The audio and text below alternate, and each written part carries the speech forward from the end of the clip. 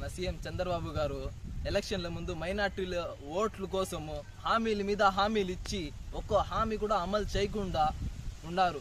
ఆ హామీలు ఏమిటంటే మైనార్టీలకు 50 ఏండ్లకి పింఛన్ ఇస్తారని చెప్పారు. ఇచ్చారా? మైనార్టీలకు ముఖ్య పట్టణంలో ఈద్గాలు ఖబ్రస్థాన్లకు స్థలము కేటాయింపు లేదు. విజయవాడ సమీపంలో హజ్ హౌస్ నిర్మాణం జరిగిందా? లేదు. నూర్షా కార్పొరేషన్ ఏర్పాటు చేసి ప్రతి ఏటా 100 కోట్లు కేటాయింపు చేస్తారని చెప్పినారు. చేశారా? లేదు. మైనార్టీ ఫైనాన్స్ వడ్డీ లేని రుణాలు 5 లక్షలు ఇస్తా అని చెప్పి ఇప్పటికీ ఇవ్వలేదు. మసీదులకు దర్గాలకి మెయింటెనెన్స్ కోసము నెలకి 5,000 ఇస్తారని చెప్పినారు. ఇచ్చారా? లేదు.